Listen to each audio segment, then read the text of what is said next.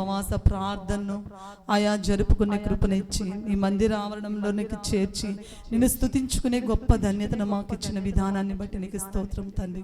నీవు మా పట్ల చూపిస్తున్న కృపను బట్టి, నీవు మా పట్ల చూపిస్తున్న అద్భుత కార్యాలను బట్టి నీకు స్తోత్రం. ఇప్పుడు వాక్యము చెప్పొచ్చు ఉండగా నేను కాదు యేసయ్య మాట్లాడేది, బిడ్డలతో మీరు సూటిగా మాట్లాడండి తండ్రి. మీరు మాట్లాడితే మేము బ్రతుకుతాము యేసయ్య. అయ్యా మీ మాటలు మమ్మల్ని బ్రతికించేటట్లు చేస్తుంది తండ్రి. మీ మాటలు మాకు జీవాన్ని ఇస్తాయ్యా, ప్రోత్సాహాన్ని ఇస్తాయ్యా, ధైర్యాన్ని ఇస్తాయ్యా. అయ్యా నీవు మాతో సూటిగా మాట్లాడు తండ్రి. ఉపవాస ప్రార్థనలో తండ్రి నీవే సంచరించమని మహిమా స్వరూపుడుగా ఈ ప్రార్థనని పరలోక రాజ్యంలో చేర్చుకోమని యేసయ్య పరిశుద్ధ నామములో అడిగి పొంది ఉన్నాము తండ్రి. ఆమేన్ ఆమేన్ ఆమేన్ హల్లెలూయా. నిద్రపోతున్న వాళ్ళందరూ పెద్దగా హల్లెలూయా చెప్పండి. భూలక్ష్మి నిద్రపోతుంది కనుక అందుకనే గట్టిగా చెప్పింది.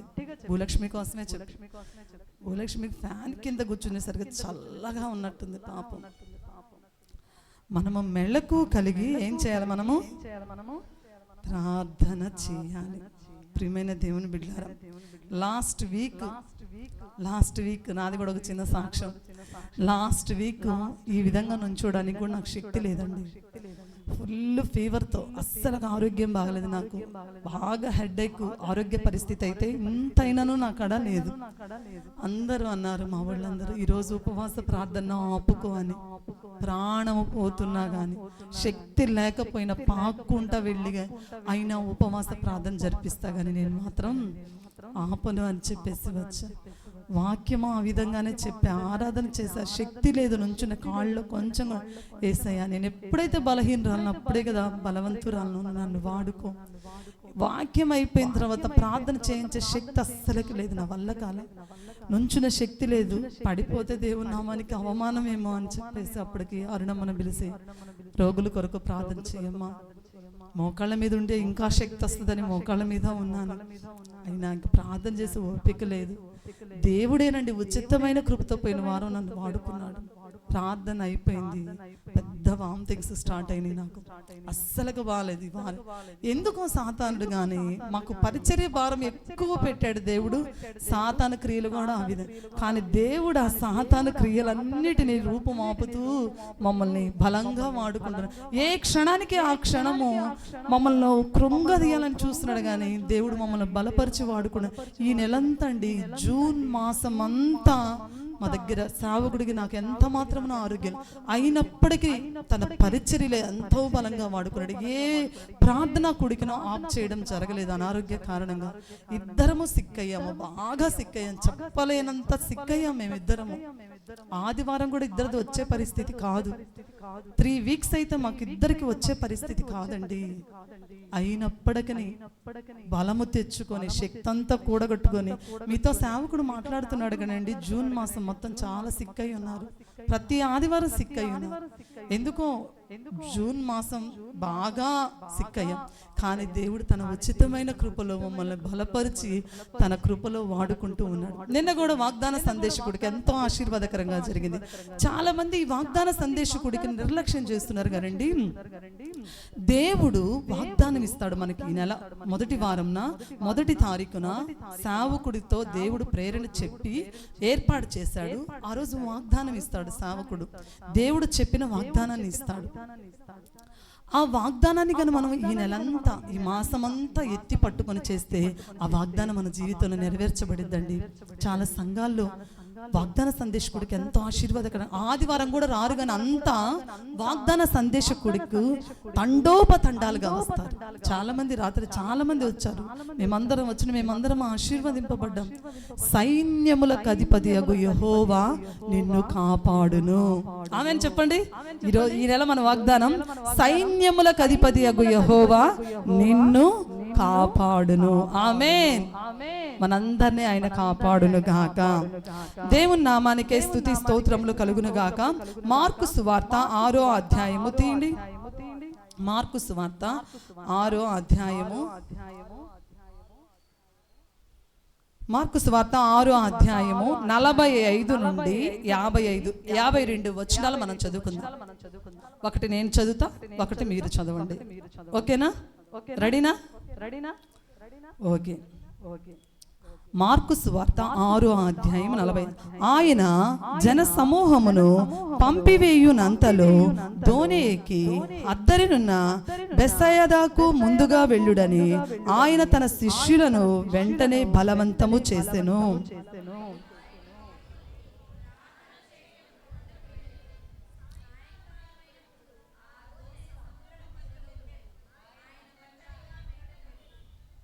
అప్పుడు వారికి గాలి ఎదురైనందున దోణి నడిపించుటలో వారు మిక్కిలి కష్టపడుచుండగా ఆయన చూచి రాత్రి ఇంచుమించు 4వ జామున సముద్రము మీద నడుచుచు వారి యొద్దకు వచ్చి వారిని దాటిపోవాలని ఉండెను.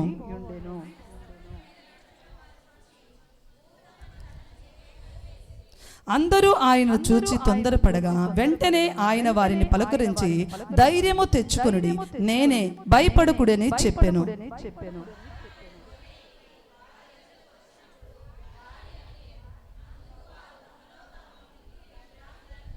అయినను వారి హృదయము కఠినమాయను గనుక వారు రొట్టెలను గుర్చిన సంగతి గ్రహింపలేదు. ప్రియమైన దేవుని బిడ్డలారా, ఈ వాక్య భాగం చూసినట్లయితే మనకు అర్థమవుతూ ఉంది. యేసయ్య 5 రొట్టెలు 2 చిన్న చేపలను 5,000 మందికి పంచగా ఇంకా ఎన్ని గంపలు మిగిలినాయి? 12 గంపలు మిగిలిన తర్వాత ఏం చేశాడంటే యేసయ్య వారిని అందరినీ, జన సమూహం అంతటిని పంపించేసి దోణి ఎక్కి అద్దరినున్న బెత్సయిదాకు ముందుగా వెళ్ళుడని ఆయన తన శిష్యులను బలవంతము చేసి పంపించాడు. ప్రియమైన దేవుని బిడ్డలారా, ఈరోజు నా అంశము ఏంటంటే తుఫానులు కదిలించలేనివి. ఏంటిది? తుఫానులు కదిలించలేనివి. ఏంటి చెప్పండి? తుఫానులు కదిలించలేనివి. తుఫాన్ లాంటి అలజడులు ఎన్నైనా మనల్ని కదిలించలేనివి. ఒక 5 విషయాలు ఈరోజు మీతో షేర్ చేస్తాం. తుఫానులు కదిలించలేనివి. విశ్వాస జీవితంలో తుఫాన్లు వస్తాయి. ఏంటి పాస్టమ్మ గారు తుఫాన్లు ఏంటి? సముద్రం మీద వచ్చే తుఫాన్లు కాదు. మన జీవితంలో కష్టాలైనా కావచ్చు, నష్టాలైనా కావచ్చు, కన్నీటి అనుభవాలైనా కావచ్చు, వ్యాధులైనా కావచ్చు, బాధలైనా కావచ్చు, రోగాలైనా కావచ్చు, అది ఏదైనా మన జీవితంలో ఒక కష్టము, ఒక నష్టము మనలో ఎదురవుతుంది అంటే అది భయంకరమైన తుఫాన్. అయితే విశ్వాసి జీవితంలో ఇవి వస్తాయి, రావని చెప్పడం లేదు. చాలా మంది అంటూ ఉంటారు, యేసయ్యను నమ్ముకుంటే 10 బిల్డింగులు కడతామండి. యేసయ్య ఆశీర్వదిస్తే కడతాము, అంతకంటే శోధనలు కూడా వస్తాయి. వాటిని జయించే కృపను కూడా మన యేసయ్య మనకు ఇస్తాడు. అయితే ఇక్కడ యేసయ్య శిష్యులను దోణి ఎక్కించి అద్దరికి వెళ్ళమన్నాడు. వెళ్ళమంటే మధ్యలోకి వెళ్ళగానే ఏమొచ్చింది? భయంకరమైన గాలి వచ్చింది. 4వ జామున యేసయ్య వచ్చాడు. యేసయ్యను చూసిన శిష్యులు ఏమన్నారు? భూతమని భయపడ్డారు. అయితే యేసయ్య అంటాడు, భయపడవద్దు, నేనే, మీరు భయపడవద్దు, నేనే అని చెప్పి వారిని ధైర్యపరిచి వారి యొద్దకు వెళ్ళి ఆ తుఫాన్ను అణచి అద్దరికి వారిని ఏం చేస్తాడు? యేసయ్య చేరుస్తాడు. ప్రియమైన దేవుని బిడ్డలారా, మన జీవితాల్లో కూడా ఇక్కడ మనం ఇప్పటి వరకు చదివిన వాక్య భాగము అర్థము ఇది. యేసయ్య తుఫాను వచ్చినప్పుడు ఆ తుఫాన్ని యేసయ్య ఏం చేశాడు? అణచివేసి శిష్యులను అద్దరికి నడిపించాడు. అయితే ఈరోజు ఈ వాక్యములో మనము నేర్చుకోవలసిన 5 విషయాలు ఏంటిది? ఈ వాక్యము ద్వారా తుఫానులు కదిలించలేనివి, తుఫానులు కదిలించలేనివి. మొదటిది చూద్దాం. చూడండి, మార్కు సువార్త 6వ అధ్యాయము 46వ వచనం చదవండి. మార్కు సువార్త 6వ అధ్యాయము 46వ వచనం.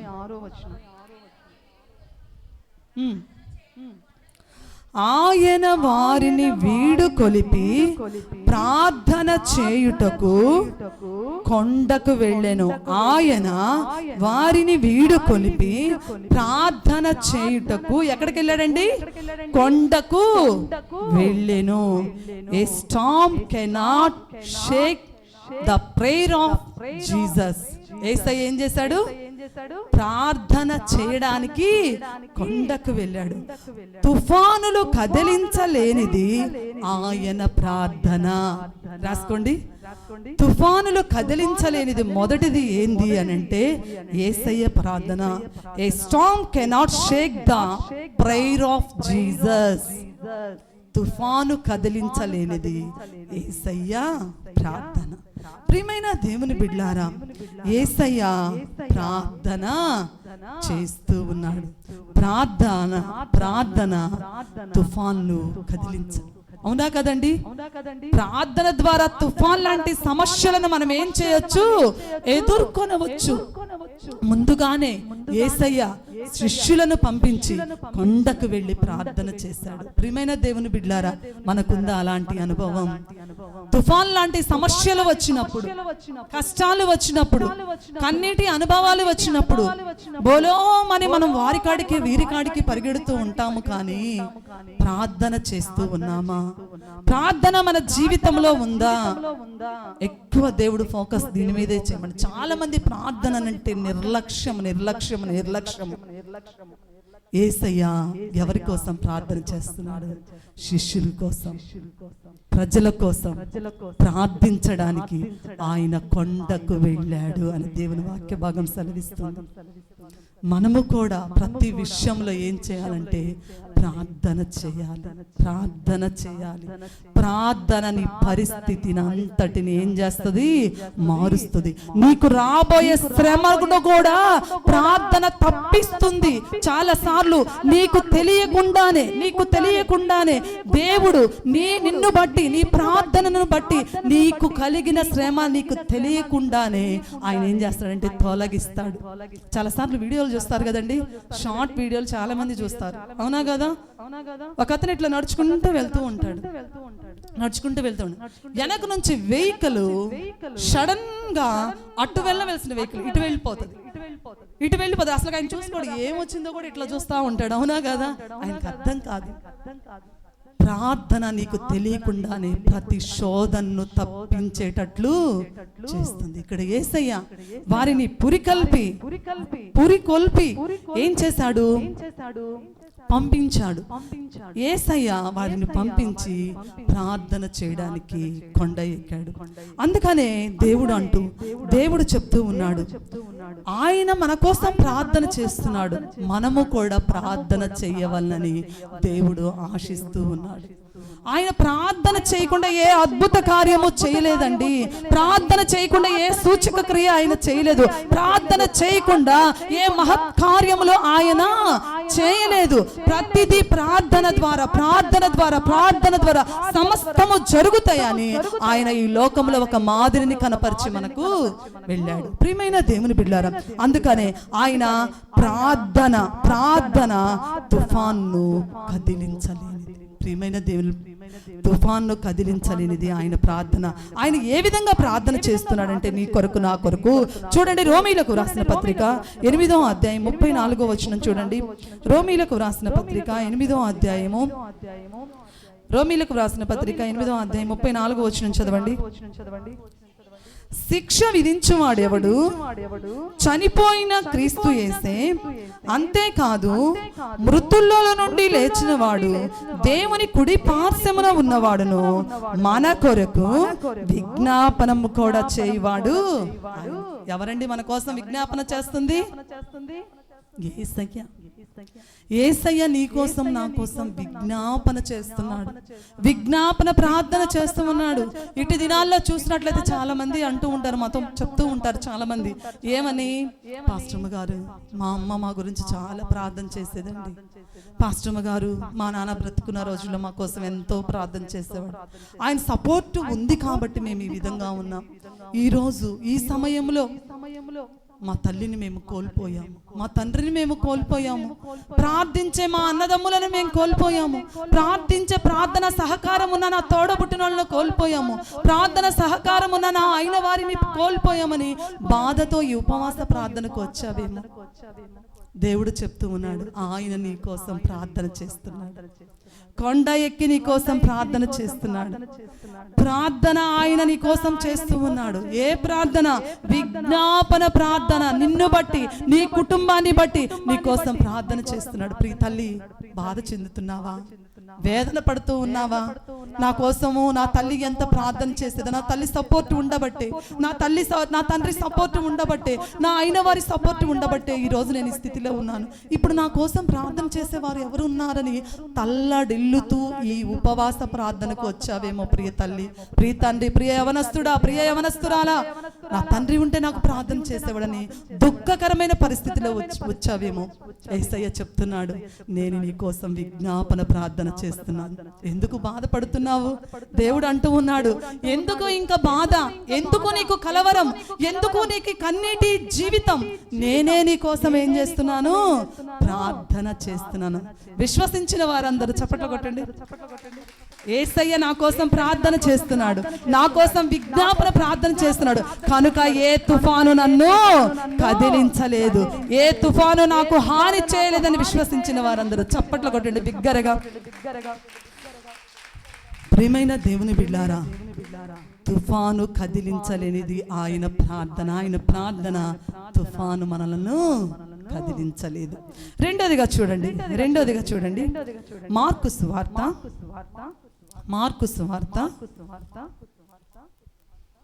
6వ అధ్యాయము, మార్కు సువార్త 6వ అధ్యాయము 48వ వచనం.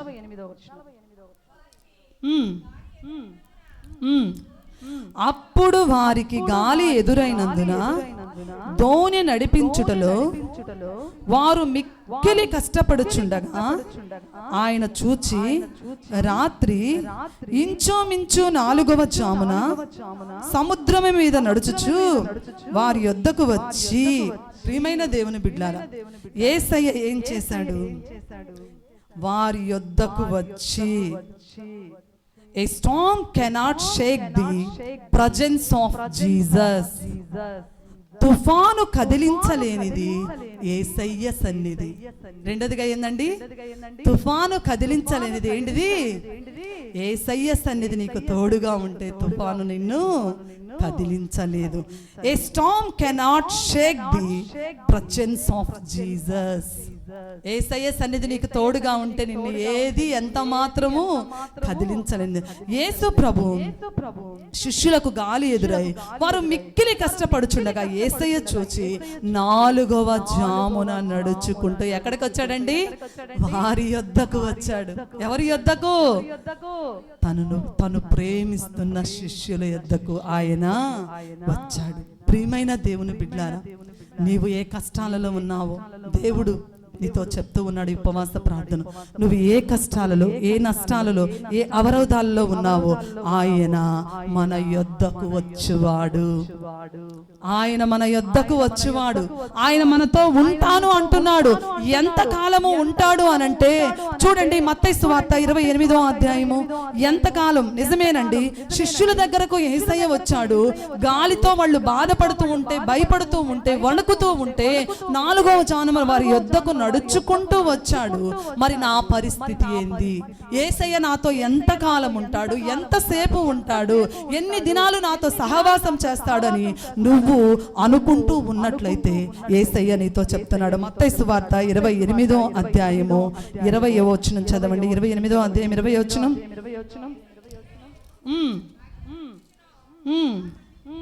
నేను మీకు ఏ సంగతులను ఆజ్ఞాపించితునో వాటన్నిటినీ గైకొనవలనని వారికి బోధించుడి. ఇదిగో నేను యుగ సమాప్తి వరకు సదాకాలం మీతో కూడా ఉన్నానని వారితో చెప్పిన. చప్పట్లు కొట్టండి. యేసయ్య ఎంతకాలం మనతో ఉంటానన్నాడు? సదాకాలం నేను మీతో ఉంటాను అని దేవుడు వాగ్దానం చేస్తున్నాడు. దిగులు పడుతూ వచ్చావి ఉపవాస ప్రార్థనకి.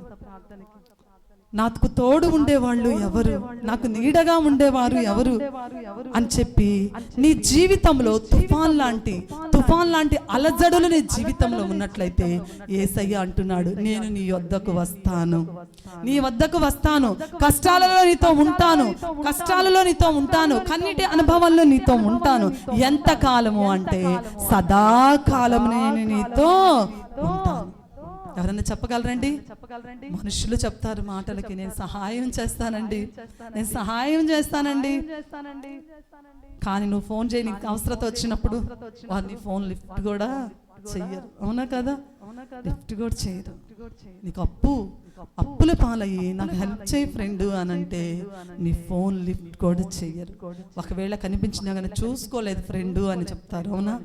కానీ యేసయ్య అలా చెప్పేవాడు కాదు. నువ్వు బాధలో ఉన్నప్పుడు నీ దగ్గరికి వచ్చేవాడు. నువ్వు కన్నీటి అనుభవాల్లో ఉన్నప్పుడు నీ దగ్గరకు వచ్చి నీ చెంతకు వచ్చి నీ కన్నీటి ప్రతి బాష్ప బిందువును ఆయన తుడిచే గొప్ప దేవుడు అంటూ ఉన్నాడు. ఏమనో తెలుసా? సదాకాలం నేను నీకు తోడైంది. నువ్వు అనుకుంటున్నావేమో భర్తను కోల్పోయాను, తల్లిని కోల్పోయాను, తండ్రిని కోల్పోయాను అనుకుంటున్నావేమో. దేవుడు అంటూ ఉన్నాడు. యెషయా గ్రంథము 49వ అధ్యాయము చూడండి. యెషయా గ్రంథము 49వ అధ్యాయము. యెషయా గ్రంథము 49వ అధ్యాయం 15-16 వచనాలు చదవండి. స్త్రీ తన గర్భమున పుట్టిన బిడ్డను కరుణింపకుండా తన చంటి పిల్లను మరచిన వారైన మరచుదురు గాని నేను నిన్ను మరువను. ఎవరండి? స్త్రీ తన గర్భమున పుట్టిన బిడ్డను కరుణింపకుండా తన చంటి పిల్లను మరచును, వారైన మరచురు గాని నేను నిన్ను. అవునా కదండి? తల్లి మరచుట అనేది చాలా వరకు అసంభవం. అవునా కాదా? చాలా తల్లిలాగా ప్రేమించే వాళ్ళు ఎవ్వరూ లేరండి. అవునా కదా? తల్లిని మించిన దైవం లేదని లోక సూక్తి ఉంటుంది. అవునా కదా? తల్లి చాలా ప్రేమ కలిగింది. తల్లిలాగా ప్రేమించే వాళ్ళు ఇంకెవ్వరూ ఉండరు. తల్లిలాగా ప్రేమించేది తల్లి ఒక్కదేనండి. తల్లి ప్రేమను పక్కన వారు ఎవ్వరును పంచలేరు మనకు. అయితే దేవుడు అంటూ ఉన్నాడు, తల్లైన మరచునేమో కానీ నేను నిన్ను మరువను, నేను నిన్ను మరువను. అమెరికా దేశంలో మరియన్ అనే ఒక ఆమె తన చంటి బిడ్డకు పాలు పట్టిస్తూ ఫోన్ మాట్లాడుతూ ఉంది. ఇంకా ఏదో సంభాషణ ఎక్కువైపోయి ఆమె ఏం చేసిందంటే బిడ్డను జోలిలో పండేద్దాము అని చెప్పేసి బయటికి వరండాలోకి వెళ్ళి మాట్లాడి వద్దాము, బిడ్డను జోలిలో పండేసి వెళ్దాము, ఉయ్యాల్లో పండేసి వెళ్దాం అని చెప్పేసి ఆ మరియన్ అనే ఆమె బిడ్డను తీసుకు వెళ్ళి ఎక్కడ పెట్టిందో తెలుసా? మైక్రోవేవ్ లో పెట్టి తలుపు వేసింది. ఆమె ఏ ధ్యాసలో ఉంది? ఫోన్ ధ్యాసలో ఉంది. మైక్రోవేవ్ లో పెట్టి ఫోన్ మాట్లాడుకుంది. బాల్కనీలోకి వెళ్ళి ఫోన్ మాట్లాడుకుంది. కాలిన వాసన వస్తూ ఉంది. ఏంటి కాలిన వాసన వస్తుంది? అసలు నా బిడ్డను ఎక్కడ పెట్టాను అని చూసుకుంది. ఎక్కడా లేదు. మైక్రోవేవ్ లో నుంచి మాడిన వాసన వస్తుంటే తీస్తే బిడ్డ చనిపోయి నల్లగా మాడి మసైపోయింది. అవునా కాదా? కొన్నిసార్లు తల్లైనా నిన్ను మరచునేమో కానీ నేను నిన్ను మరువను. చూడుమో నా అరచేతిలోనే నిన్ను చెక్కుకొని ఉన్నాను. ప్రియమైన దేవుని బిడ్డలారా, ఒక్కొక్కసారి తల్లి మర్చిపోతుంది. అవునా కాదండి? నిద్రపోయేటప్పుడు తల్లి ఏం చేస్తుంది? ఆదమరిచి నిద్రపోతుంది. ఆ క్షణాన్ని మర్చిపోయింది కదా. అట్లాంటి పరిస్థితుల్లో కూడా నేను నిన్ను మరువను. ప్రియ తల్లి, దిగులతో వచ్చావా? తుఫాన్ లాంటి సమస్యలతో నువ్వు వచ్చావా? యేసు ప్రభు సన్నిధి నీకు తోడుగా ఉంది. తల్లైనా మరచునేమో గాని నేను నిన్ను మరువను. చూడుము నా అరచేతిలోని నిన్ను చెక్కుకొని ఉన్నాను. తుఫాన్ లాంటి సమస్యలు నిన్ను ఏమీను చేయలేవి. మూడోదిగా చూద్దాం. మార్కు సువార్త 6వ అధ్యాయము. 6వ అధ్యాయము 49వ వచనం చదవండి. 49.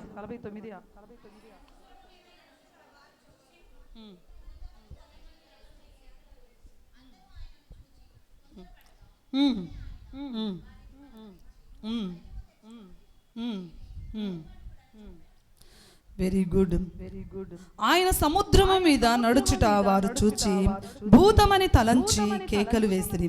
అందరూ ఆయనను చూచి తొందరపడగా వెంటనే ఆయన వారిని పలకరించి ధైర్యము తెచ్చుకొనుడి, నేనే భయపడకూడని చెప్పెను. ప్రియమైన దేవుని బిడ్డలారా, దేవుడు అంటూ ఉన్నాడు మూడోదిగా ఏమంటున్నాడంటే, a storm cannot shake the peace of Jesus. యేసయ్య సమాధానము తుఫాను కదిలించలేదు. తుఫాను కదిలించలేనిది యేసయ్య సమాధానం. యేసయ్య సమాధానం మనతో ఉంటే చాలు, తుఫాన్ లాంటివి ఏవి మనను కదిలించలేదు. దేవుడు అంటూ ఉన్నాడు, వీరు భయంకరమైన గాలి వచ్చినప్పుడు శిష్యులు భయపడుతూ ఉన్నారు. ఏమైపోతామో ఇంకా మా స్థితిగతి ఇంతేనేమో, ఇక మేము మరణిస్తామేమో ఈ తుఫాను కానీ భయపడుతూ ఉంటే యేసయ్య వారి భయాన్ని చూసి వారి యొద్దకు వచ్చి భయపడకుడి అని చెప్పాడు. ఏం చెప్పాడండి? తొందరపడకుడి, మీరు భయపడకుడి, ధైర్యము తెచ్చుకొనుడి, నేనే, భయపడకుడి అని చెప్పాడు. మన యేసయ్య ఏ తుఫానులు కదిలించలేనిది యేసయ్య సమాధానం. నిన్న నేను వాక్యం ప్రిపేర్ అవుతూ ఒకటి చూస్తూ ఉంటే ఏదో ఊరు, అదైతే గుర్తులేదు నాకు. వాళ్ళు టూరిస్ట్ ప్లేస్కి వెళ్ళారు. ఒక ఫ్యామిలీ, దాదాపు 9 మంది ఉన్నారు అనుకుంటా. ఫ్యామిలీ 9 మంది. వాళ్ళు అవి ఉంటాయి కదండి, జలపాతాలు. అది అపాయకరమైన ప్లేస్ అని కూడా రాసి ఉంది. అయినప్పటికీ అప్పటికే ఎంతో మంది వచ్చారంట, చూస్తూ ఉన్నారు, మునుగుతూ ఉన్నారు, వెళ్తూ ఉన్నారు. ఈ ఫ్యామిలీ కూడా మునుగుతూ ఉంది. ఆ జలపాతం దగ్గర కొండ మీద మునుగుతూ ఉంది. మునుగుతూ ఉంటే సడన్ గా అనుకోకుండా వరద ప్రవాహం ఎక్కువైంది. ఓహో, చిన్న వాటర్లే వస్తున్నాయిలా అనుకున్నారు ఈ ఫ్యామిలీ మొత్తం. ఒక్క క్షణంలో పెద్ద ప్రవాహం వచ్చేసింది. జలపాతం పై నుండి ప్రవాహం వచ్చింది. ఈ ఫ్యామిలీ 9 మంది అండి పట్టుకొని బిక్కున సహాయం కోసం ఎదురు చూస్తూ ఆర్తనాదాలు చేస్తూ ఉన్నారు. ఎంతో వేదన, బాధతో అరుస్తూ ఉన్నారు, కాపాడండి కాపాడండి కాపాడండి. వాళ్ళలో ఒక ఆమె అండి, ఎంత దుఃఖం వచ్చింది అనంటే, ఆ తల్లి చంటి బిడ్డను ఎత్తుకొని సహాయము కోసం అర్థిస్తూ ఉంది. ఇట్లా బిగ్గు ముఖం వేసుకొని అరుస్తూ చూస్తూ ఉంది, నన్ను కాపాడండి, నా బిడ్డను కాపాడండి. 9 మంది చాలాసేపు పోరాటం చేశారు. ఆ ప్రవాహాన్ని గట్టిగా అందరూ పట్టుకొని ప్రవాహంలో ఎదురు నిలబడ్డారు. అయినప్పటికీ ఇంకా ప్రవాహం పెరిగింది. ఫస్ట్ ఆ చంటి బిడ్డను ఎత్తుకున్న ఆమె ముందు నీళ్ళల్లో కలిసిపోయింది. ఆమె పోతూ ఇంకొక ఆమెను పట్టుకుంది, ఆమె వెళ్ళిపోయింది. అప్పటికి ఇంకా తర్వాత మిగిలిన 7 స్ట్రాంగ్ గా ఉన్నారు. ఇంకొంచెం ప్రవాహం పెరిగింది, అందరూ కొట్టుకుపోయారు, చనిపోయారు. ప్రియమైన దేవుని బిడ్డలారా, వారికి దేవుడు తెలియదు, దేవుడు సహాయం చేస్తారని వారికి తెలియదు. అయితే గొప్ప దేవుణ్ణి తెలుసుకున్న నీవు, దేవుడు నీతో చెప్తూ ఉన్నాడు, యేసయ్య ఏ తుఫాను కదిలించలేనిది యేసయ్య సమాధానం. ఒకవేళ నువ్వు భయపడుతూ ఉన్నావేమో, సమస్యలకు భయపడుతూ ఉన్నావేమో, సాతాను క్రియలకు నువ్వు భయపడుతూ ఉన్నావేమో, దేవుడు అంటున్నాడు, ధైర్యము తెచ్చుకో, భయపడవద్దు. అందుకనే యోహాను సువార్త చూడండి, యోహాను సువార్త 14వ అధ్యాయం 27వ వచనం చదవండి. యోహాను సువార్త 14వ అధ్యాయం 27వ వచనం. శాంతి మీకు అనుగ్రహించి వెలుచున్నాను, నా శాంతినే మీకు అనుగ్రహించుచున్నాను. లోకం ఇచ్చినట్టు నేను మీకు అనుగ్రహించటే లేదు. మీ హృదయములను కలవరపడనీయకుడి, వెరవనీయకుడి. సమాధానముగా మీ జీవితాన్ని కొనసాగించండి. శాంతినే మీకు అనుగ్రహించి వెళుతున్నాను, కలవరపడవద్దు, తొందరపడవద్దు, దేనికి మీరు భయపడవద్దు. నేను మీకు ధైర్యము కలిగిన ఆత్మను నేను మీకు ఇచ్చి వెళుతున్నాను. సమాధానముగా బ్రతకండి. నేనున్నాను మీకు తోడుగా. ఏ తుఫాన్లు మిమ్మల్ని కదిలించలేవు, ఏ తుఫాన్ లాంటి అనుభవాలు మిమ్మల్ని కదిలించలేవు. ఇదిగో సమాధానం, నా శాంతిని మీకు అనుగ్రహించి వెళుతున్నాను. మీ హృదయములను కలవరపడనీయకుడి. ఏమంటున్నాడండి దేవుడు? మీ హృదయాల్ని దేనికి కలవరపడవద్దు. ఈ మధ్య చాలా మంది తుఫాన్ లాంటి సమస్యలు రాగానే ఎక్కువ ఎగ్జైట్ అయిపోతున్నారు, ఎక్కువగా ఆలోచించి భయపడుతూ ఉన్నారు. దానివల్ల ఏం జరుగుతుందో తెలుసా అండి? చిన్న వయసులోనే బీపీలు వస్తున్నాయి, చిన్న వయసులోనే షుగర్లు వస్తున్నాయి, చిన్న వయసులోనే రకరకాల వ్యాధులకు కారకులం అవుతున్నాము. అనేక వ్యాధులు మనం చిన్న వయసులోనే చుట్టుముడుతూ ఉన్నాయి. యేసయ్య అంటున్నాను, ఇదిగో నేను సమాధానం, నేనున్నాను కదా, ధైర్యం తెచ్చుకోండి, నా శాంతిని మీకు అనుగ్రహించి వెలుచున్నాను, నా సమాధానాన్ని మీకు ఇస్తున్నాను. సమాధానముగా బ్రతకండి, దేని గురించి ఆలోచించొద్దు. అవునా? ఆలోచిస్తున్నావు? ఆలోచించొద్దు. దేవుడు ఉన్నాడు. ఏ తుఫాను ఎంత మాత్రమును నీకు హాని చేయదు. ఎంత పెద్ద తుఫాన్ అయినా అణచగల శక్తి మన యేసయ్యలో ఉంది. నమ్మిన నీవు విశ్వసించు ప్రియ దేవుని బిడ్డ.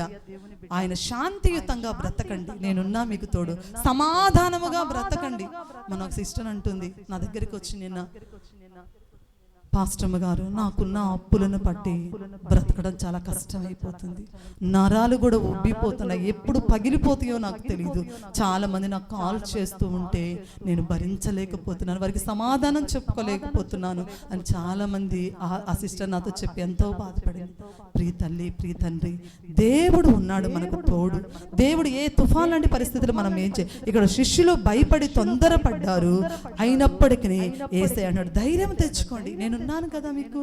ఎందుకు నేను మీ పక్కన ఉన్నా కదా, ఎందుకు ప్రతిదానికి భయపడుతున్నావు? ప్రతిదానికి భయపడుతున్నావు, అలజడ పడుతున్నావు, ఈ జీవితాన్ని ఎలా కొనసాగించాలని బాధపడుతున్నావు ఎందుకు? నేనున్నాను నీకు. అందుకని హెబ్రీలకు రాసిన పత్రిక 13వ అధ్యాయం చూడండి, దేవుడు నీకు వాగ్దానాన్ని ఇస్తున్నాడు. చూడండి, హెబ్రీలకు రాసిన పత్రిక, భయముతో వచ్చావేమో నువ్వు, కలవరంతో వచ్చావేమో, దేవుడు నీతో మాట్లాడుతున్నాడు. హెబ్రీలకు రాసిన పత్రిక 13వ అధ్యాయము 5-6 వచనం. ధనాపేక్ష లేని వారై మీకు కలిగిన వాటితో తృప్తి పొందియుండుడి, నిన్ను ఏమాత్రమును విడువను, నిన్ను ఎన్నడును ఎడబాయనని ఎవరు చెప్పారండి? ఆయనే చెప్పాడు. యవనస్తురాలకు ప్రియుడు చెప్పాలి, ప్రియుడికి యవనస్తురాలకు చెప్పాలి. అవునా కదా? నిన్ను విడువను. యవనస్తులు చాలా మంది అండి, మగవాళ్ళు ఎక్కువగా మాటలు చెప్తా ఉంటారు కాలేజీలో. అవునా కదా? వాటికి మన యవనస్తులు ఏం చేస్తారు? పడిపోయి జీవితాలను నాశనం చేసుకుంటున్నారు. అవునా? అదే జీవితం అనుకోని ఎంతమందినో మన కళ్ళారా చూస్తున్నాము. ప్రేమ ప్రేమ అని పరిగెత్తి ఏం చేస్తున్నారు? తల్లిదండ్రులు, అల్లారు ముద్దుగా పెంచిన తల్లిదండ్రులు కూడా మరిచిపోయి ఏం చేస్తున్నారు? తల్లిదండ్రులకు అపకీర్తి, అవమానం తెస్తున్నారు. సరే వారు బాగుపడ్డారా? సరే అపకీర్తి తెస్తే తెచ్చారని తల్లిదండ్రులు సమర్థవంతంగా బిడ్డల్ని ఇంట్లోకి చేర్చుకుంటారు. కానీ ఆ ప్రేమించి పెళ్లి చేసుకున్న ఆ యవనస్తుల కాపురం సజావుగా సాగదు. ఎందుకు? అది దేవుడు ఏర్పాటు చేసిన జీవితం కాదు, ఆకర్షణకు లోనైన వారు. అవునా? అందువల్ల వాళ్ళ జీవితాలు ఆశీర్వాదకరంగా ఉండవు. తర్వాత మమ్మీ నేను తప్పు చేశాను, డాడీ నేను తప్పు చేశాను అని చెప్పి ఏమంటుంది యవనస్తుడు వచ్చి మీ మాటలు వినకుండా చేసుకున్నాను, ఆ అమ్మాయి నా మాట వింటలేదు. అవునా కదండి? ఈ మాటలకు లోనయ్యి వాళ్ళు చెప్తారు నువ్వు లేకుండా నేను బ్రతకలేను అని చెప్తాడు. అవునా కదా? ఆమె దీనికి బెండ్ అయిపోయింది పాపం పెంచిన తల్లిదండ్రులను కూడా మర్చి వెళ్ళిపోతుంది. ఆ తల్లిదండ్రులు ఎంత శోక సముద్రం అండి. అట్టన్న వాళ్ళ జీవితం బాగుందా అంటే అస్సలకి. ప్రియుడు ప్రేయస్తో చెప్పే మాట కాదండి, యేసయ్య నీతో చెప్పే మాట. ఏమంటున్నాడు? నిన్ను ఏమాత్రమును విడువను, నిన్ను ఎన్నడను ఎడబాయనని ఆయనే చెప్పాడు. ఇంకా నీకెందుకు? చప్పట్లు కొట్టు. నిన్ను విడువడు, కష్టాలలో నిన్ను విడువడు. అవునా కాదా? ఎప్పటికీ నేను ఒంటరిగా విడువడు, ఒంటరి దానిగా నిన్ను విడువడు, ఒంటరి వాడుగా నిన్ను విడువడు.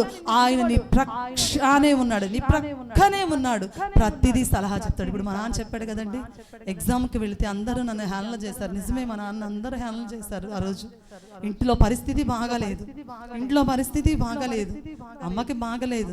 అయినా నాన్న ప్రమోషన్ కోసం ఎగ్జామ్ రాయాలి వెళ్ళాడు. హ్యాండిల్ చేసిన వాళ్ళందరూ అక్కడ ఉన్నారు. నాన్న దేవుడు పాస్ చేసి ప్రమోషన్ మార్గంలో నడిపించాడు, ప్రమోషన్ ఇచ్చి ఆశీర్వదించాడు. మా నాన్న తలను దేవుడు ఎత్తాడు. ప్రియమైన దేవుని బిడ్డలారా, దేవుడు అంటూ ఉన్నాడు నిన్ను విడువను, నిన్ను ఎడబాయనని. ఎవరు చెప్పాడు? ఆయనే చెప్పాడు. అందుకని నువ్వు దిగులు పడవద్దు, ఆయన నీ ప్రక్కన ఉన్నాడు. నేను ఆరాధనలో మీకు అదే చెప్తాను. యేసయ్య పరలోకము నుండి దిగి వచ్చి, చాలాసార్లు అండి మనకు తెలియదు కానీ బాగా ప్రార్థనాపూర్వకంగా ఉన్న వాళ్ళకి అర్థమవుతుంది, యేసయ్య మన ప్రక్కనే ఉండి చెవి యొగ్గి ఆలకిస్తాడంట నువ్వు ఏమీ ప్రార్థన చేస్తున్నావు అని. చాలాసార్లు కొంతమంది మౌనంగా ఉంటారు. అప్పుడు యేసయ్యకి వినపడిద్దండి? యేసయ్యకి వినపడిద్దా? వినపడదు. నేను పాష గారు అదేగా చెప్పింది, దావీదు కుమారుడా నన్ను కరుణించుమని పుట్టి గుడ్డివాడు అడిగితే అంత జన సమూహంలో కూడా పుట్టి గుడ్డివాని స్వరము యేసయ్య చెవును పడింది కాబట్టి ఆయన పట్టకరండి అని అన్నాడు. మనం చేసే ప్రార్థన ఈ పైకప్పు కూడా దాటదు. అందుకనే మనం అద్భుతాలు చూడలేకపోతున్నాం. ప్రియ తల్లి, ఎవరు ఉన్నా ఎవరు లేకపోయినా, ఎవరు నీకు తోడుగా లేకపోయినా, నిన్ను ఆదరించేవారు, నిన్ను ఉద్ధరించేవారు ఎవరు నీకు లేకపోయినా, యేసయ్య అంటున్నాడు, నేను నిన్ను విడువను, నిన్ను ఎన్నడను ఎడబాయను. యెహోషువ కూడా మోషే చనిపోయిన తర్వాత దేవుడు చెప్పాడు, యెహోషువ మోషే నాయకత్వంలో నువ్వు ఈ కాల్బలాన్ని నడిపించాలి, నువ్వు వెళ్ళాలి, నువ్వు వెళ్ళి నడిపించాలి, నేను నీకు తోడై ఉన్నాను అన్నప్పుడు యెహోషువ అన్నాడు, అయ్యా నేను మోషే అంతటి వాడిని కాదు కదా. మోషే లాంటి దర్శనం కలిగిన వాడే, మోషే లాంటి శక్తి కలిగిన వాడే, మోషే లాగే దేవునితో యెహోషువ ముఖాముఖిగా మాట్లాడుతూ ఉన్నవాడే, అయినప్పటికీ నీ భయపడ్డాడు. దేవుడు అన్నాడు, యెహోషువ భయపడవద్దు, దిగులు పడవద్దు, నేను నీకు తోడయ్యుండి నేనేం చేస్తాను, నిన్ను నడిపిస్తాను. ఈరోజు ప్రియ దేవుని బిడ్డ, ఏ దిగులతో వచ్చావో దేవుడు అంటున్నాడు, నిన్ను విడువను, నిన్ను ఎన్నడును ఎడబాయను. ప్రియమైన దేవుని బిడ్డారా, ఆయన విడిచిపెట్టే దేవుడు కానే కాదు. నాలుగోదిగా చూద్దాము మార్కు సువార్త 6వ అధ్యాయము 51వ వచనం చదవండి. మార్కు సువార్త 6వ అధ్యాయం 51వ వచనం. తరువాత ఆయన దోణి ఎక్కి వారి యొద్దకు వచ్చినప్పుడు గాలి అణిగెను. చదవండి. అందుకు వారు తమలో తాము మిక్కిలి విభ్రాంతి పడెను. తుఫానులు కదిలించలేనిది ఏంటిదంటే యేసయ్య శక్తి. A storm cannot shake the power of Jesus. ఏంటండి? A storm cannot shake the power of Jesus. యేసయ్య శక్తి నీలో ఉంటే తుఫాన్లు నిన్ను ఏమీను చేయలేవు. నాలుగోది ఏందండి? యేసయ్య శక్తి మనలో ఉంటే చాలు. యేసయ్య ఇక్కడ ఏమన్నాడు చూడండి, 57వ వచనం. తర్వాత ఆయన దోణి ఎక్కి వారి యొద్దకు వచ్చినప్పుడు గాలి అణిగెను. యేసయ్య శక్తి మన ప్రతి పరిస్థితిని మారుస్తుంది. యేసయ్య శక్తిని నువ్వు పొందుకోవాలి. మన జీవితాల్లో మనము యేసయ్య శక్తిని మనము పొందుకోవాలి. అప్పుడు యేసయ్య శక్తి మనలో ఉన్నప్పుడు ఆయన మన జీవితాల్లో గొప్ప కార్యాలు చేస్తాడు. అందుకనే చూడండి, అందుకనే యేసయ్య శక్తిని మనము పొందుకోవాలి. ఐదోదిగా చూద్దాము. నాలుగోదిగా యేసయ్య శక్తి మనలో ఉన్నప్పుడు తుఫాన్లు మనల్ని ఏమీ చేయలేవు. ఐదోది చూద్దాం. మార్కు సువార్త 6వ అధ్యాయం 53వ వచనం చదవండి.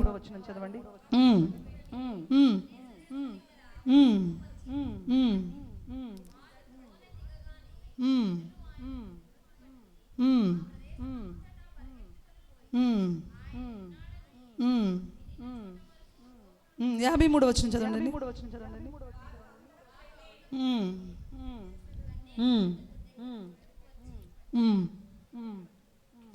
ఓకే, 51వ వచనం చదవండి.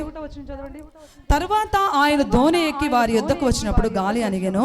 అందుకు వారు తమలో తాము మిక్కిలి విభ్రాంతి నొందిరి. అయినను వారి హృదయం కఠినమాయను గనుక వారు రొట్టెను గూర్చిన సంగతి గ్రహింపలేదు. తుఫాను కదిలించలేనిది ఆయన ఉద్దేశము. A storm cannot shake the purpose of God.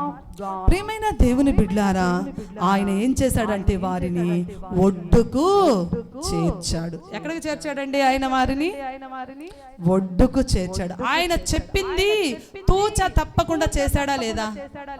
చేశాడు. ఆయన మాట ఇచ్చాడు అంటే తప్పే దేవుడు కాదు. అందుకనే ఇర్మియా గ్రంథం 29వ అధ్యాయం 11వ వచనం చదవండి. ఇర్మియా గ్రంథము 29వ అధ్యాయము 11వ వచనం.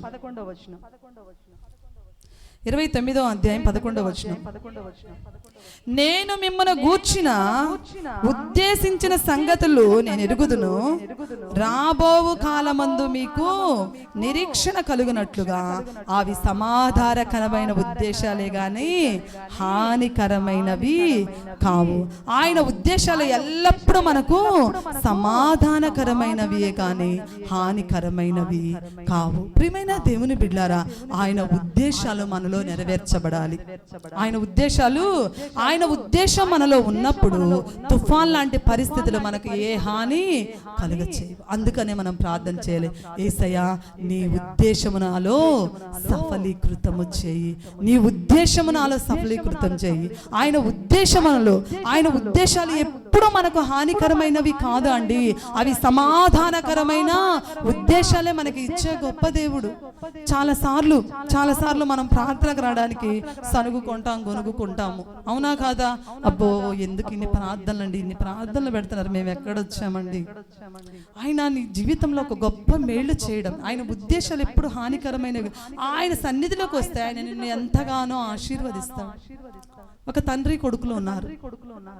ఆ తండ్రి ప్రతిసారి ఆ కొడుకుని విసిగిస్తూ ఉంటాడు. ఎక్కడున్నా రే లైట్ ఆఫ్ రా అంటాడు.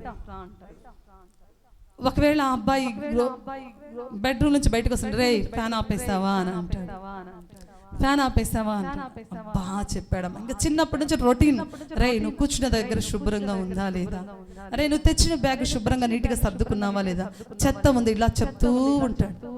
ఆ బిడ్డ గొనుక్కుంటూ ఉంటాడు, మా నాన్న ఎందుకు ఇలా చెప్తున్నాడు, మా నాన్న ఎందుకు ఇట్లా చెప్తున్నాడు అని చెప్పి గొనుక్కుంటూ ఉంటాడు. అయితే అబ్బాయి చక్కగా చదువుకొని ఒక మంచి ప్రయోజకుడు అయితే ఇంటర్వ్యూకి కాల్ పిలుస్తారు, మంచి ఉద్యోగానికి. ఇంటర్వ్యూకి అబ్బాయికి పోస్ట్ వస్తుంది, చూస్తాడు. డాడీ నాకు ఉద్యోగం వచ్చింది, ఇంటర్వ్యూ నన్ను సెలెక్ట్ చేస్తే, ఇంటర్వ్యూలో నేను పాస్ అయితే నాకు మంచి శాలరీ వస్తుంది, మంచిగా మన స్థితిగతులు మారిపోతాయి అని చెప్తే తండ్రి కూడా సంతోషిస్తాడు. చక్కగా ఉదయాన్నే లేచి రెడీ అయ్యి గబగబా వస్తాడు. వచ్చేసరికి మళ్ళీ అంటాడు, మళ్ళీ పోతా ఉన్నావండి, రే లైట్ ఆఫ్ వేసావా. అబ్బా నాకు ఉద్యోగం వచ్చింది కదా, నేను పెద్దవాడిని అయ్యేది కదా, ఇప్పుడు కూడా మా నాన్న చూడు నాకు చెప్తూ ఉన్నాడు అని లైట్ ఆఫ్ చేస్తా. మళ్ళీ పోగాను, రే ఫ్యాన్ ఆఫ్ చేసావా, అలా ఫ్యాన్ ఆఫ్ చేస్తాడు. పోతూ రే తలపేసి వెళ్ళరా, నేను ఈ ఉద్యోగం సంపాదించుకొని మా నాన్న లెక్క చేయకుండా పక్కకు వెళ్ళిపోవాలి అని చెప్పేసి చికాగ్గా వెళ్ళిపోతాడు ఆ యవనస్తుడు. ఇంటర్వ్యూ ఆఫీస్కి వెళ్తాడు. వెళ్ళగానే తలుపు ఎట్టంటట్లా తీసిపడి ఉంటుంది. వీళ్ళకి ఏంది క్రమశిక్షణ లేదు ఈ ఆఫీస్ వాళ్ళకి అని చెప్పి ఆ గేట్ను సరిగా పెడతాడు. ఆ తర్వాత కొంచెం మూవ్ అయిన ముందుకు వెళ్ళగానే అక్కడ పాలేరు వాటర్ పెట్టి ఆ మోటార్ ఆపకుండా వాటర్ అట్లానే పడేసి వెళ్ళిపోతుంది. అయ్యో ఏంది ఇలాంటి పాలేరుని పెట్టుకున్నారు, వాటర్ వేస్ట్గా పోతున్నాయి, వీళ్ళకి ఏంటి అసలు క్రమశిక్షణే లేదని వెళ్ళి మోటార్ ఆఫ్ చేసి ఆ పైపు రౌండ్గా చుట్టి పక్కన పెట్టి తర్వాత ఇంటర్వ్యూ జరిగే ప్లేస్కి వెళ్తాడు. ముందు గదిలోకి వెళ్ళగానే లైట్ వేసి ఉంటుంది, ఫ్యాన్లు వేసి ఉంటాయి. ఆ ఫ్యాన్లు గాలికి టేబుల్ మీద ఉన్న అన్ని పేపర్స్ ఎగిరెగిరి పడుతుంది. అమ్మో వీళ్ళకి అస్సలకు క్రమశిక్షణే లేదు అని చెప్పేసి ఫ్యాన్ ఆఫ్ చేసి ఆ పేపర్లన్నిటినీ ఏరి అక్కడ పెట్టి వెళ్ళిపోయేటప్పుడు ఒక వాయిస్ వినపడదు. ఇంటర్వ్యూ ఇక్కడ థర్డ్ ఫ్లోర్ అని గబా థర్డ్ ఫ్లోర్ ఎక్కుతాడు. అందరూ ఆ బాబు అక్కడ కూర్చుంటాడు. అందరూ ఇంటర్వ్యూ చేస్తూ వెళ్ళిపోతారు. వాళ్ళు నా వైపు వస్తే ఏం అడుగుతున్నాడు అని ఆతృతగా అడుగుదామని యవనస్తులు చూస్తుంటే ఒక్కళ్ళు అబ్బాయి వెంట అబ్బాయి వైపు రారు. అందరూ ఇంటర్వ్యూ చేయగానే అటు వెళ్ళిపోతారు. ఈ అబ్బాయి పేరు పిలవగానే గబగబా వెళ్తాడు. యు ఆర్ సెలెక్టెడ్ అంటారు జాబ్కి. నన్ను నువ్వు క్వశ్చన్ అడగలేదు కదా సార్, నన్ను క్వశ్చన్ అడగలేదా, నేను అన్ని క్వశ్చన్ నీ పద్ధతి అంతా చూసాము అంటారు. నా పద్ధత ఎలా చూసారు, నీ యాటిట్యూడ్ నీ పద్ధతి అంతా గమనించాము అంటే, ఏంటి సార్ ఒక క్వశ్చన్ అడగకుండా నన్ను ఎలా సెలెక్ట్ చేశారు మీరు అంటే, నువ్వు వచ్చేటప్పుడు గేటును సరి చేస్తూ వచ్చావు, నువ్వు వచ్చేటప్పుడు వాటర్ను బంద్ చేసి వచ్చావు, నువ్వు వచ్చేటప్పుడు ఆఫీస్ రూమ్లో ఫ్యాన్ లైట్ ఆఫ్ చేసి వచ్చావు. ఇది చాలదా మా ఆఫీస్ డెవలప్ అవ్వడానికి? క్రమశిక్షణతో కూడా జీవితం విలువలో ఉన్న వ్యక్తి మాకు కావాలి అని చెప్పి ఆ అబ్బాయిని ఇంటర్వ్యూలో సెలెక్ట్ చేస్తారు. వెంటనే పెద్ద ఉద్యోగం ఇస్తారు. ఆ ఆఫీస్కి పెద్ద ఓనర్ని చేస్తారు. వాళ్ళు చక్కగా ఇంటికి వెళ్ళి ఏడుస్తూ ఇంటికి వెళ్ళి వాళ్ళ నాన్నని కౌగిలించుకొని, నాన్న నన్ను క్షమించు, నీ ఉద్దేశము నాలో సఫలీకృతమైంది, నువ్వు చెప్పే ప్రతి మాట నాకు హానికరమని నేను అనుకున్నాను కానీ అవి సమాధానకరమైనవని నేను గ్రహించలేకపోయాను. నువ్వు చెప్పే ప్రతి మాట నా తండ్రి నన్ను హింసకు గురి చేస్తున్నాడు అనుకున్నాను కానీ అవి నా భవిష్యత్తును కడతాయని ఊహించలేకపోయాను. నాన్న నన్ను క్షమించు, నేను క్వాలిఫై అయ్యాను ఇంటర్వ్యూలో, నాకు మంచి ఉద్యోగం వచ్చింది, ఇంకా మనకు దిగులు లేదన్నప్పుడు తండ్రి ఎంత సంతోషిస్తాడు. ప్రియమైన దేవుని బిడ్డలారా, దేవుడు నీ గురించి మంచి ఉద్దేశాలు కలిగి ఉన్నాడు. నీవే ఆయన సన్నిధి నుండి దూరంగా వెళ్ళిపోతూ ఉన్నావు. నిన్ను గొప్ప చేయ, వృద్ధి చేయ మొదలు పెట్టాలని ఆయనకు ఆశ. అందుకనే తుఫాన్ లాంటి సమస్యలను కూడా నీకు తెలియకుండానే ఆయన తప్పిస్తూ ఉన్నాడు. ఆయన ఉద్దేశములు హానికరమైనవి కావు, ఆయన ఉద్దేశాలు సమాధానకరమైనవి. విశ్వసిస్తున్నావా ప్రియ తల్లి? తుఫాన్ లాంటి సమస్యలను ఏమీ చేయలేదు. ఎందుకు ఎందుకు 5 విషయాలు చెప్పుకున్నాము. ఏంటిది? ఆయన నీ కోసము ప్రార్థన చేస్తూ ఉన్నాడు. అవునా కదా? ఆయన నీకు తోడై ఉంటానన్నాడు. ఆయన నీకు సమాధానాన్ని ఇస్తానన్నాడు. ఆయన ఒక తల్లిలాగా నిన్ను ఆదరిస్తానన్నాడు. ఆయన శక్తిని నీలో నింపుతాను అని అన్నాడు. ఆయన నీ పట్ల ఒక ప్రత్యేకమైన ఉద్దేశాన్ని కలిగి ఉన్నాడు. కనుక మనము కూడా ఆయనలాగా జీవించుటకు పరిశుద్ధాత్మ దేవుడు అట్టి కృప మనందరికీ దయచేయునుగాక. ఆమేన్. అందరూ కళ్ళు మూసుకుందామండి. కళ్ళు మూసుకుందాం, ప్రార్థన చేసుకుందామండి. యేసయ్యా, తుఫాన్లు ఏమీయూ నాకు హాని చేయలేవు. ప్రార్థన చేసుకుందామండి. ఈరోజు చాలా భారంతో నేను ఈ వర్తమానం ప్రిపేర్ అయ్యొచ్చాను. చాలా భారంతో, ఎవరో నా కోసం ప్రార్థించేవారు లేరని వేదనతో వచ్చి ఉంటారు. చాలా మంది యేసయ్య సన్నిధి నాకు తోడుగా లేదని వేదనతో చెంది ఉంటారు. ఎందుకో దేవుడు ఎందుకో ఈ వాక్యము చెప్పమని నన్ను బలవంతం చేస్తాడు.